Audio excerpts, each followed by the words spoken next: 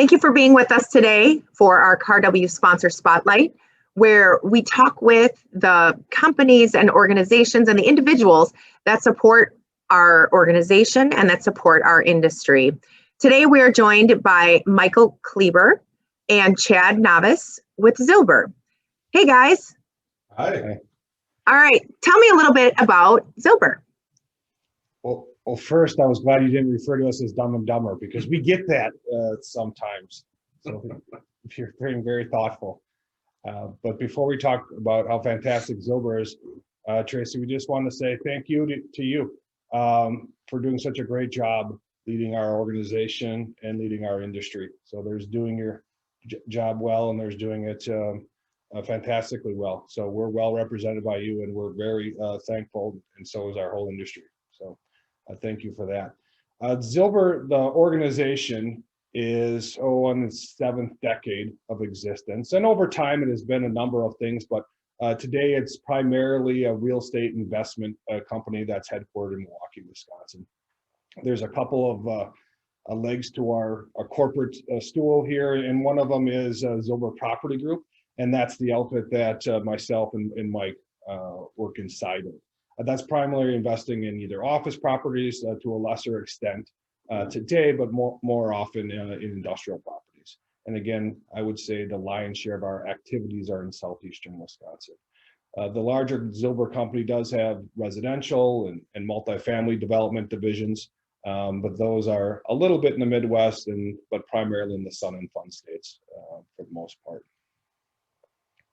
So on the Zilber Property Group side for industrial, we're a local player for sure. In this area, we own maybe 50 industrial buildings or so, and have about 200 corporate tenants inside that portfolio.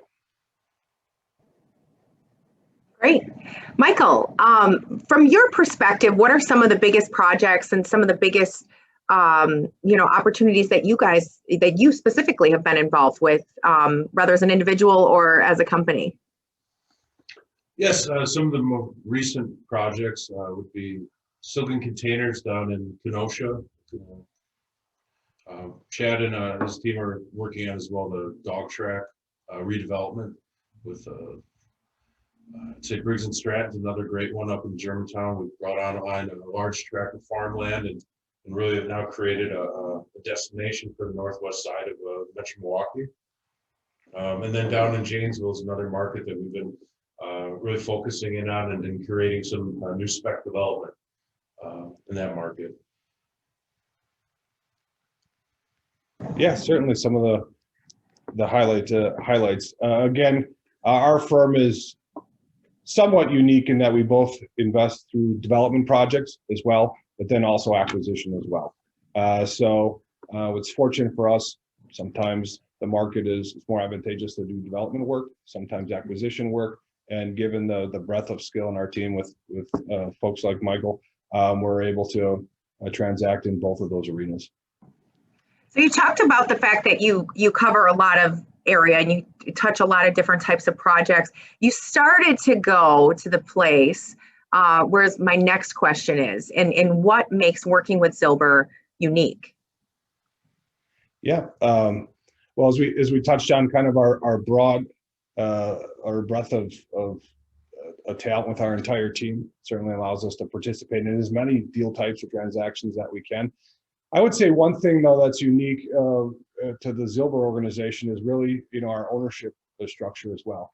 So many people maybe not as well informed about it, but the Zilber Foundation ultimately owns the majority of the Zilber limited stock, and what that means for us is, if we're blessed to scratch out a buck or two in any deal, getting harder and harder to do that these days. But when we do that, it's again a blessing that those proceeds go into our foundation and get often reinvested in the communities that we conduct our business in. So that's a nice opportunity to participate in that process, to really build better communities through real estate development. Well, go a little deeper on the foundation. I think that's such an interesting facet. And like you said, something that people don't know necessarily as much about. Well, you might not be the primary point of contact on that. tell us a little bit more about that. When was it founded? What are some of the projects that it supports? Yeah, go ahead, Michael. The foundation, I think it was founded now, gosh, I'm getting old. Has to be around 10-ish years ago. Lose track of time, I guess. They all blend together, the years and the deals. So that was founded by Joseph Zilber, founder of our company. Upon his death, the foundation was created to kind of serve better Milwaukee area. So I'd call it city neighborhoods. It's probably the best way. A couple, for example, Lindsay Heights, Clark Square, and then within those neighborhoods, organizations like the Journey House are recipients of dollars that, again, we receive through the good fortunes of our deals, and those are then dispersed back out into the community. And our foundation helps in dispersing those funds and seeing that they're put to good use. So it's actually quite amazing to be a part of the deal side of things, and then actually interact with, like, for example, the Journey House, and see where those dollars are actually implemented in the neighborhoods. Yeah, it's a testament to the vision and the wisdom of Joseph Zilber, our founder, who not only knew his way around the deal, but he knew his way around the hearts of the community, and knowing what areas could be made better, could be restored to better greatness as neighborhoods have changed in dynamics, and as we saw less mass manufacturing that we had perhaps in decades past. So. Yeah, that's fantastic. Thank you. So when you talk about working with your clients, whether it be the end user or contractors throughout the process, how do you look at the delivering value? Yeah, that's a great question, Tracy. We're again a local company, so with that more narrow geographic focus, we're able to really have our team spend, I would say, an inordinate amount of time with our clients, making sure that we're attending to their needs and really trying to find every bit of savings and speed to market that is possible, even more so that it isn't thought possible in any beginning of a deal. So we're very hands-on, ladies and gentlemen, and we want to make sure that as we look at our clients' pocketbook, we tend to their money just with as much interest as we tend to ours. And we mean that not as a hokey sales pitch, but it really is kind of a philosophy that we have here, and it's always continued to serve us well.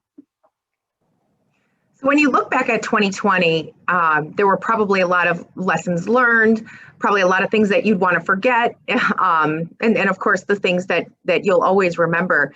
Can you talk a little bit about your biggest challenge from 2020 and what that taught you about moving forward? Yeah, I would say 2020 was certainly a tale of 2 years inside of 2020, in that, the first 3 quarters of the year, everybody was, grappling with COVID and trying to, understand it. 2, we had concerns not only about the health of our employees and our team members, but also just the health of our tenants and the companies that are really our partners, so to speak, in our business. And so we spend a lot of time working on that. And then additionally, we are in the real estate development business, and the early parts of every development season rely on government approvals. With all of the work at home and kind of disparate workforce and navigating that, what we saw as a big challenge was the slowdown in ability to respond to the normal pace of government work and approvals. So that was a challenge on the development side, and really kept us scrambling as fast as we can to get development projects off the ground. We continued to develop throughout 2020. We weren't going to be slowed down by this, and it served us well. Because, and Mike, you can talk maybe about the last quarter of 2020. We want to make sure we had available product for companies to move into. And what we saw as the year came to a conclusion in the final quarter.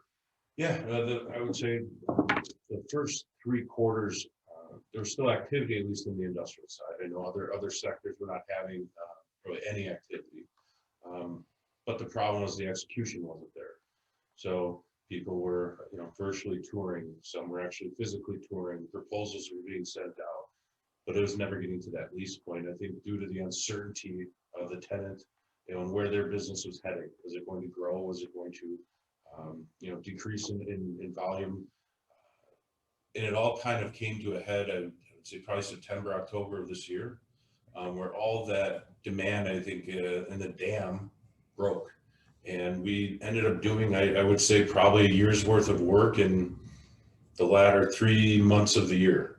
So it was a great finish to the year. It really salvaged, what could have been a really an awful quiet year for us. And then coming out of 2020 and the start of the 2021 has been gangbusters. Probably as busy as I've seen in the last couple of years.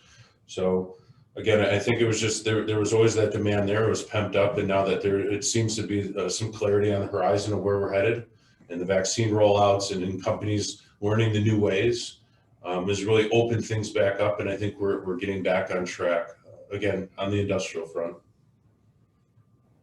So are there any unique opportunities that you see for 2021 and then even into 2022 as it pertains to industrial real estate or development, or the way that potential clients look at doing a transaction?